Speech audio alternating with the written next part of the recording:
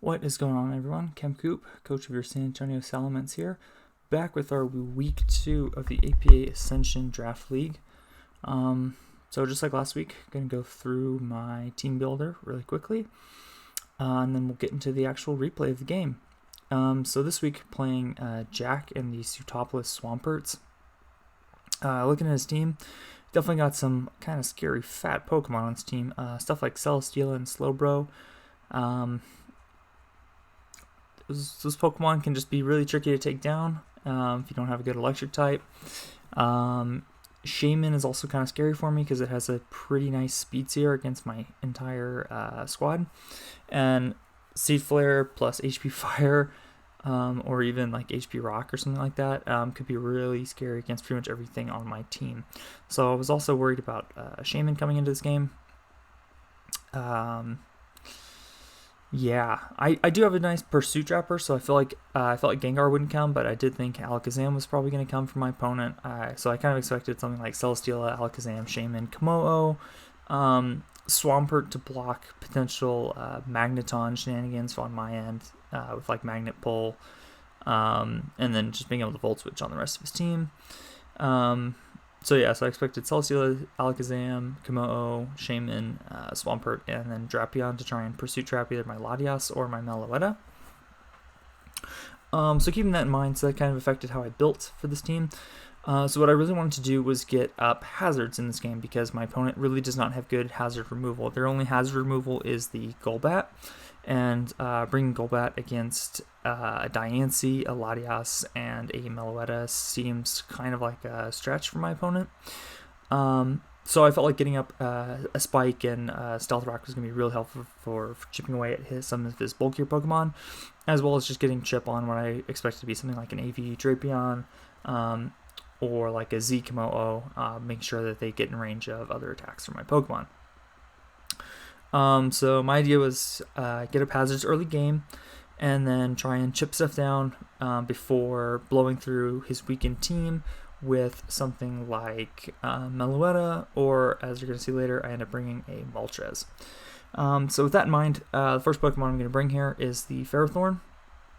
With spikes, we got a lot of special defense on here to try and take hits from Alakazam, Shaman, and possibly Slowbro if he brings it a little bit better. Slowbro can run stuff like Flamethrower, and that's something I would expect if he does bring Slowbro, because it just allows his bulky water type to actually beat my bulky grass type, which is not something you really expect, but or it's not something you expect to really happen in competitive Pokemon, but something that could definitely happen here. So running a lot of special defense on the Ferrothorn. We got spikes here, like I said, as part of my game plan. Leech Seed, again, trying chipping stuff down as they switch in. Jar Ball just does a ton of damage to stuff like Alakazam that's incredibly fast. And Power Up is really there just to make sure that if it does come down to like Ferrothorn versus Slowbro or Ferrothorn versus Swampert, I do have a nice super effective stab move to hit them with. Our second Pokemon is one of our two breakers on this team, so we got Electrium Z Meloetta here with Calm Mind, Thunderbolts, and then dual stabs. We're running enough speed here for Komodo. I figured it wasn't worth going max speed because if he wants to go max speed Drapion, he's going to outspeed me anyways. But I did want to make sure I was faster than Komodo, so that way I can guarantee to kill it with an unboosted Psychic after my hazards. Yeah, pretty self-explanatory set. I mean, the Calm Mind Hyper Voice was there because I think after Spikes plus Stealth Rock, I could KO like 252 HP AV Drapion, I think, with a +1 Hyper Voice. Definitely with a +1 Electrium Z, but I think the +1 Hyper Voice also got it. Hyper Voice is also just a pretty nice pick against something like Slowbro or Alakazam, and then Psychic's really there just to make sure that I can KO Komodo or Golbat in one hit if I really need to.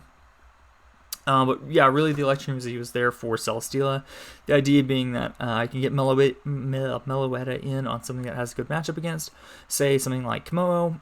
I click Calm Mind as what I presume to be specially defensive Celesteela comes in, and then I can just nuke it with the Electrium Z Thunderbolt, kill a Celesteela, and then Meloetta kind of has free reign through a lot of his team, assuming that I've weakened the Drapion. Our next Pokemon here is going to be our Pursuit Trapper in Spiritomb. Yeah, so Alakazam, Mega Alakazam is a big threat to my team. I don't really have anything with any speed tiers close to it, so he can definitely run Modest Alakazam with some bulk and still be faster than some of my stuff at max speed, unless Choice Scarf. So I really expect Modest Mega Alakazam here, and that thing just hits so hard. So I have to run a lot of special defense in my Spiritomb. We got Pursuit, Dark Pulse for the Slowbro, really, more than anything. Shadow Sneak and then Psychic, so I'm not totally dead in the water against Komodo. I thought about putting Sucker Punch on this, but I didn't. I guess I'd rather have the Psychic so I could get off, 35% on Komodo if I really needed to. It could be the key difference in this game. But yeah. Set, I think, was built to take 2 Dazzling Gleams from Modest Alakazam after Stealth Rocks. Sorry, I could Pursuit Trap it pretty reliably. And then the 8 speed with the minus speed nature is really just to make sure that I can outspeed 0 speed Slowbro.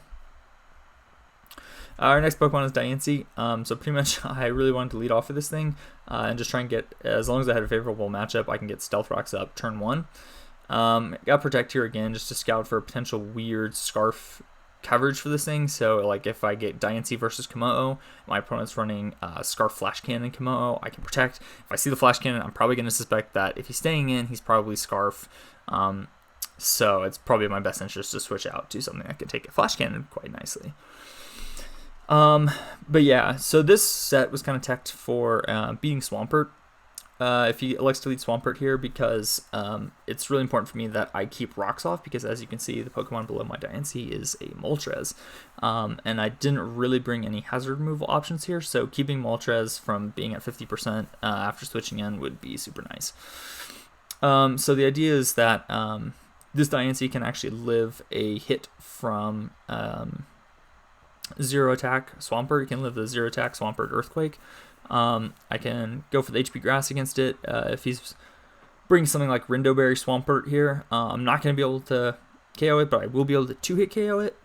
So I can go for the HP Grass, turn 1 against Swampert, break the Rindoberry, put the Swampert in range of another HP Grass, and then probably go for a Stealth Rock, expecting him to switch out to something like Celesteela and preserve that Swampert. So that's really the idea for Diancie, is that it can kind of stop any of his leads, barring something like Shaman turn 1 or Celesteela turn 1. I can get an advantage, get rocks up, or do a ton of damage to something. Next Pokemon here, we got the nice Moltres with packing the Charty Berry. So really that's just for like random HP rock shenanigans. Again, just like with the Meloetta, we're running enough speed for the Komodo. And the idea really behind the set is that if Meloetta weakens a lot of his team but isn't able to fully sweep, I can bring Moltres in later in the game, click Flame Charge, assuming I've gotten rid of something like Slowbro or Swampert.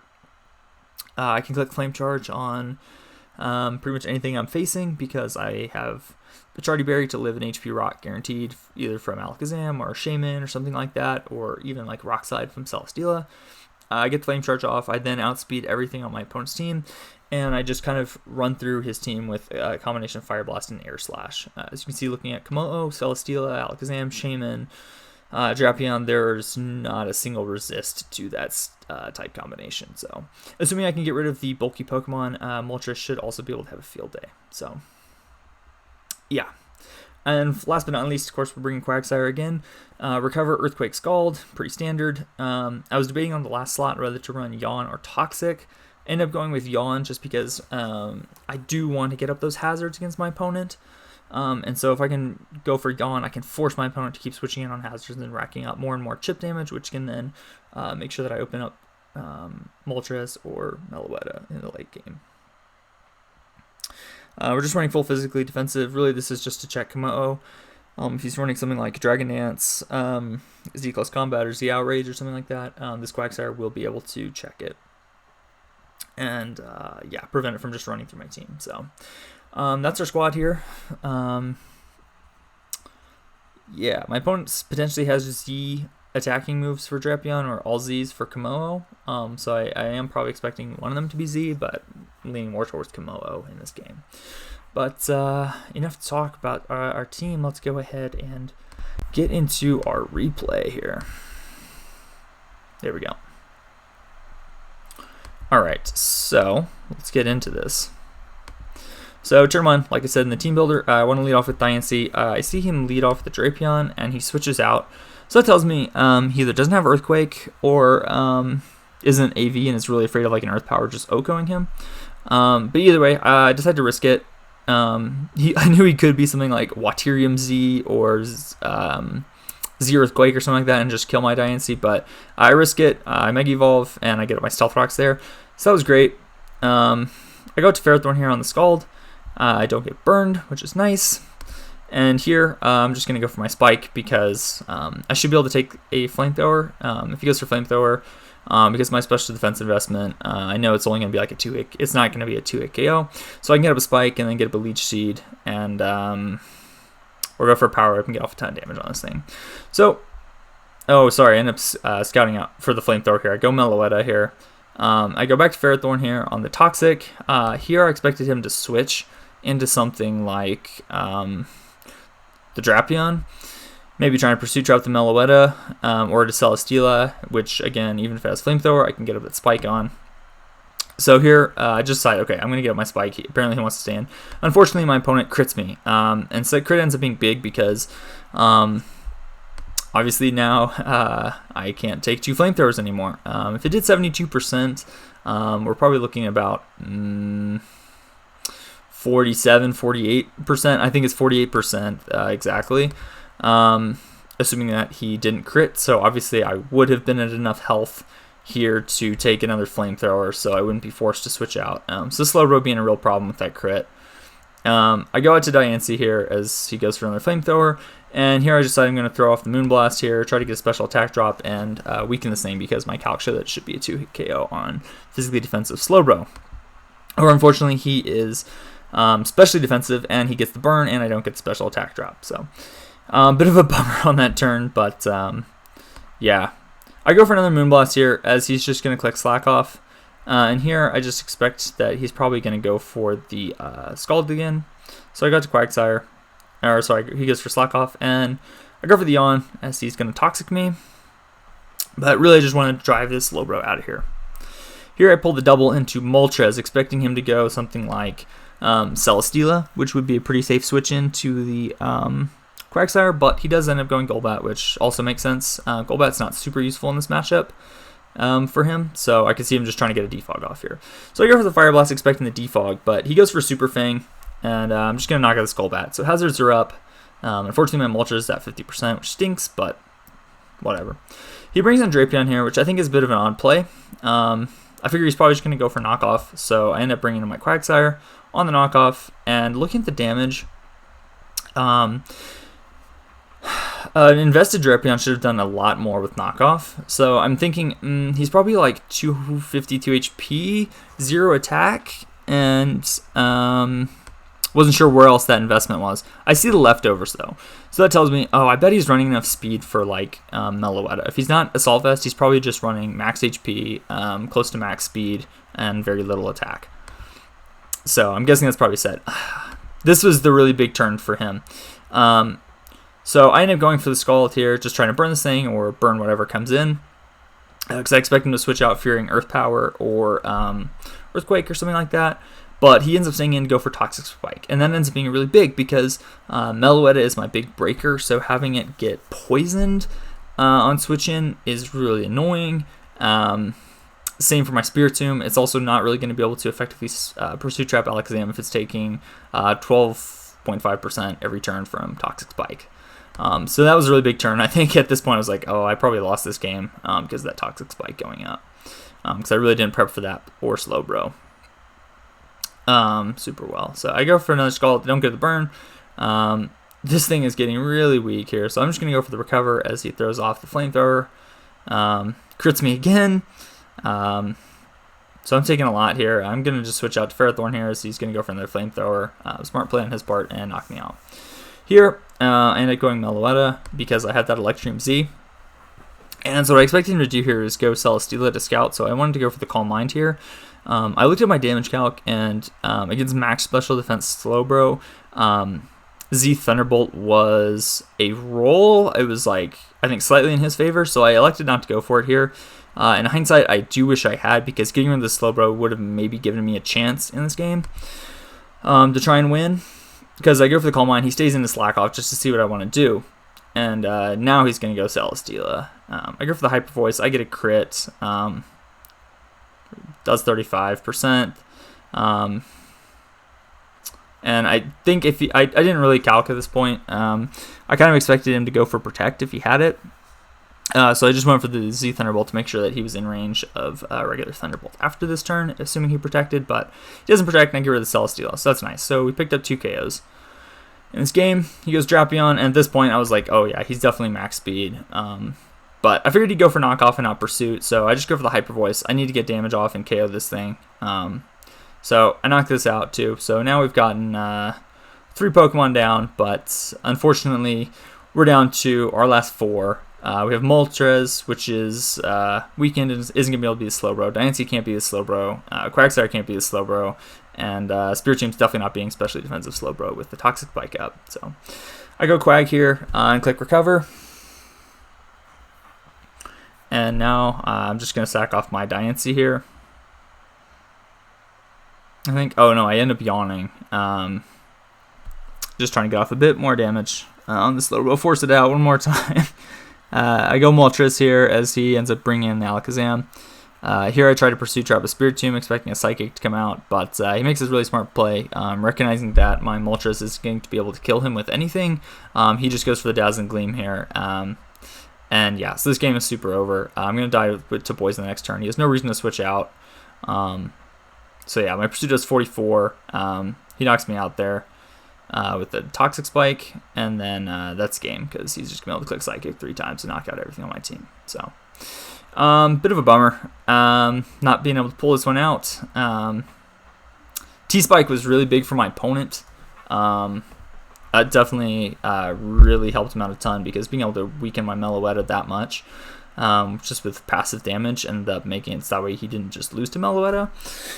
I think my really big regret here, and the thing I really wasn't, I'd be curious to see what my opponent brought on like their Komodo, like if that was a Salt Vest Komodo or something like that, because my opponent, they really had no way of dealing with something like Specs, Magnet Pull, Magneton, because they brought Golbat, they brought Celesteela, and they brought Slowbro, they brought Drapion, which was bulky, but it wasn't AV, so it wasn't going to take hits super well, and letting Alakazam get chipped or taking a Volt Switch with Alakazam just allowed to get Pursuit Trapped would have been really, really bad for my opponent. So I don't really understand why they didn't prep more for Magneton with either something like Shed Shell Celesteela, or just even bringing Swampert.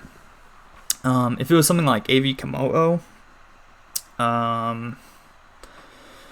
you know, if it's switching in on Volt Switches repeatedly with a Spike and a Stealth Rock up, it's really going to be worn down super, super quickly.